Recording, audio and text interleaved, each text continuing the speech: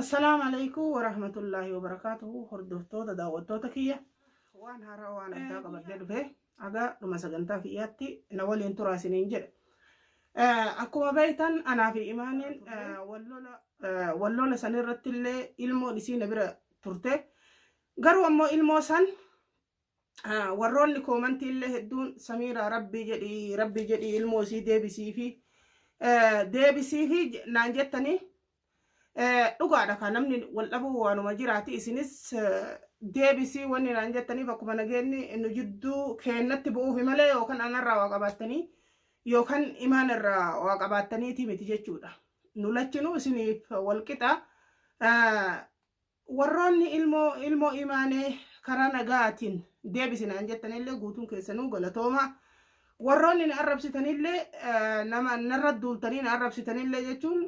ani arraba keessan homaa waan narraa buusullee qabu waan na xiqqeessullee qabu waan na guddisullee qabu jechuudha. Arrabni namaa maaliif jennaan namni ofiif jiraata malee namaaf hin jiraatu waan ta'eef jecha nama arrabni qalbii isaa cabsuu miti isiniin jechuu barbaadeeti. Ilmoon imaanee akkamitti deebitee fi akkamii haalli isiin itti deebi'aa jirtu akkamii yoo kan jettan taate manguddoon natti dhuftee imaaneen boottee ummata cinqinaan ummanni Oromoo akka aadaa fi safuu kalee Oromoon qabdutti nu jidduutti bahee ilmoo tanaa Samiiraa deebisuu fi qabdaa atillee nurra tarkaanfatuu hin qabdu jedhanii kana kadhatan akkuma kaleessa manguddoon namni tokko gizee wal dhabee jidduu seente. Kanaafuu atis isin jidduu seennee ilaallaa dhimmi keessan jaarsummaan laalamuu qabaa jedhanii isin araarsuu qabna naan jedhanii anilleen eega isaan isin jidduu laallee dhimma isin jidduu jiru hundaa'u laallee sirreessina naan jedhan haya laalaa sirreessaa jedheeni hagasumatti kaa isin ofiin ajjeesaa yookaan ammootu uf balleessa jennaan ana biraa ilmooni fuudhanii nama bira kaanii ilmoon isii birallee hin jirtu ana birallee hin jirtu jechuudha amma. Kanaafuu eega manguddoon ilmoo na biraa fuute booda ammoo as baatee Samiiraan nama ilmoo dhalteen beeyne ilmoo guddisuun beeytu ilmoo tiyya nama dhaleen beeynetti hin amanuu kajettu taate osoo guddisa ilmootiif hin tahin na arrabsuu barbaaddeeti jechuudha. Na arrabsuu yookaan na tuquu barbaaddeeti. Ilmoo kanama kennu rabbii kanama dhooggatullee rabbii an dalagaa rabbii keessan seenu wanni dalagaan rabbii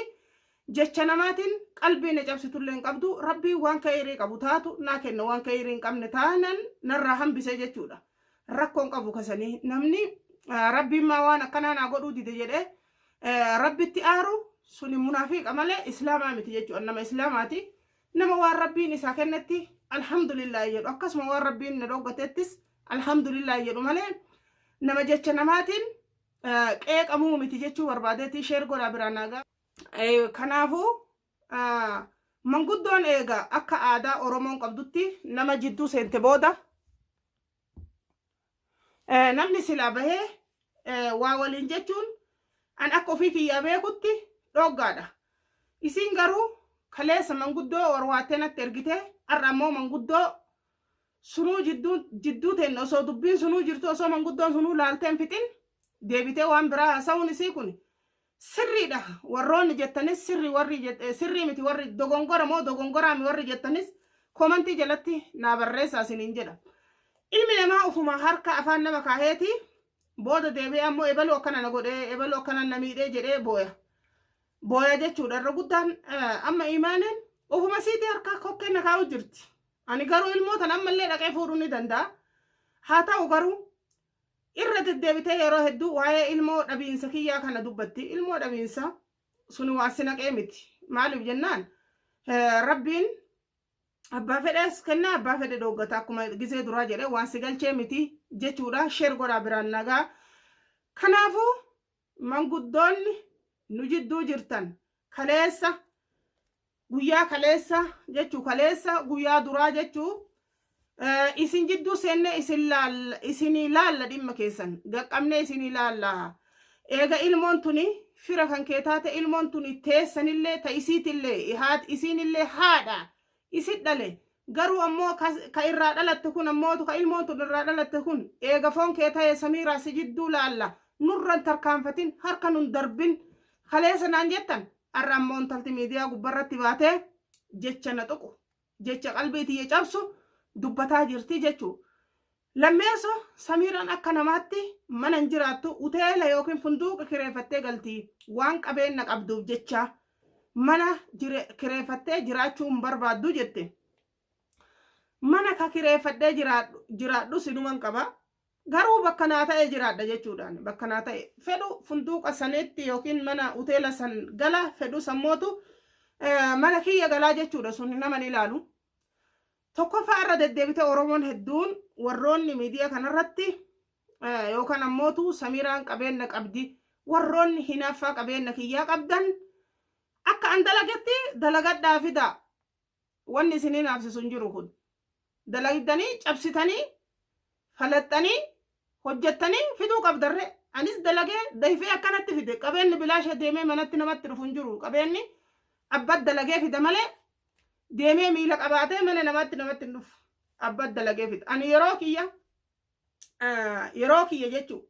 kolfaa fi taphaa fi olii gad deemisatti hin fidne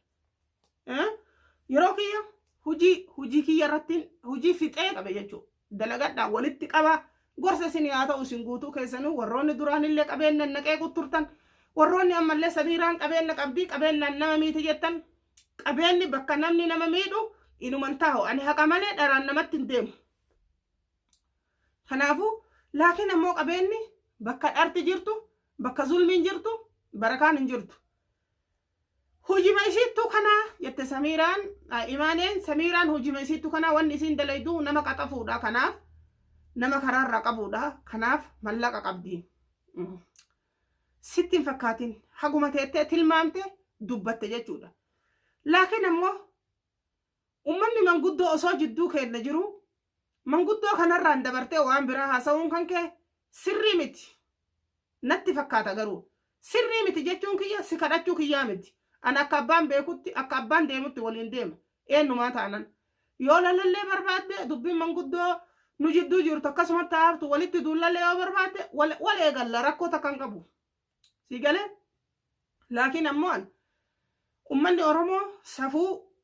fi manguddoon Oromoo jechuu safuu fi aadaa nu qabnuun dhaabadhu yoo naan jette ani manguddoo tamuu harkan darbu garuu manguddoo shiraa jibban osoo namni tokko waan dubbatin hin dubbadhu jedheeti malee kaleessa warwaattee manguddoo ergite manguddoo tanallee namni sitti erge tokko nuun jiru namni kottu Samiiraan araarame siin jedhe tokko hin jiru kaatee manguddoo ergite eega manguddoo ergite immoo manguddoo duubarraan deemte viidiyoo waraabdee miidiyaaf maxxansuun kan kee kuni osoo ummanni sun maqaa rabbiitiin dhaabadhu naan jedhuu baate sila siyaasaaf ilmoo tanaan harkaa fuudhanii jechuu fakkaata garuu ammoo ilmoon tun ammallee si harkan jirtu mana kan keen galle mana kan keen jirtu jechuudha ilmoo mana kan keen jirre teettee amooraa hidhii dibattee udiimessite as baatee afaan cirrii gootee maal haasoyta amma maal haasoyta maal barbaadda akka ati feete sii ta'ani dhugaa sii himaa imaanii garuu ammoo haala dheengadda dhaadattu kanaan daa'ima kana fuudhuu hin dandeetti yoo fedhe an daa'imni harka kiyya jira deemeetiin fuudha daa'imatti ilmoon nam tokko biraan jiraattu yoo feete abbaa bira jiraatti yoo feetellee abbaa bira jiraatti yookiin ammoo anuu hin galchaa yookiin maalii ta'a jette haguma ilmoo si harkatti deebitu waan akkanaa kana haasoyta malee ilmoo tanaa akka ati galchuu yaada hin qabne hin beekaa jechuudha na bira jiraatti malee abbaa biraayyuu hin jiraattu jette si galee akkana yoo jettu bar dubbii gaafa duraa san irratti wal dhabne san akkuma gaafa duraa sanii jechuudha ammallee hin jijjiiramne borullee hin jijjiiramtu jechuudha sammuun tante waan si yaaddu hin beeku sammuun tante waan si yaaddu hin beeku fayyaan qabdu na fakkaata imaaneen kanaafu sammuu tante sirreessi akka ilmi namaa deemutti deemuu baradhu siin jedha namaafis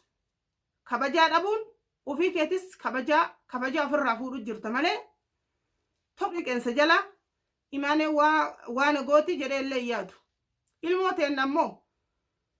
kabajaan akka siin jedhan galchita manguddoo wanni irratti walii gallee ilmoo tana na biraa fuute haga walitti sin araarsinu ilmoon nama bira haateettu garuu ammoo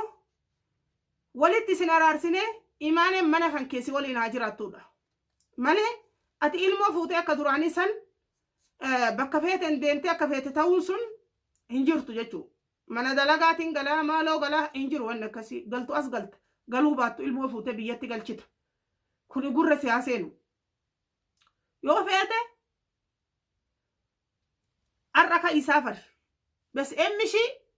ilmoo teenne fuutee olii gadiin hin deemtu akkuma gisee duraa siin jedhe san. Dhaadannoon ati amma dhaadattuu fi haasoyni ati dheengadda haasoytu kuni akkuma ilmoon tunitti si harka geettu barbaadda malee nagaa barbaadda natti fakkaanne han dhugaa dubbatuuf. Silaa waan manguddoo waliin taa'anii gadi dubbata tokko namni irra deebi'een dubbatu garuu ammoo ani wanni waan kana na dubbisiise haasawa ati miidiyaa irratti baatee haasoytu. Gizee namni isinirraa garagalu onnee godhattan yeroo namni isinitti garagalu yoo namni kenna yoo namni irraa garagalu onnee godhata yoo namni itti garagalu ammootu iyyeena dhaqqabaa jedha. Namni duraanumaa'u haguma humna ofiitiin tarkaanfatu wayya sadarkaa kan keetii ol hin tarkaanfatin sin jedhan ammallee sadarkaa kan keetii ol hin tarkaanfatin.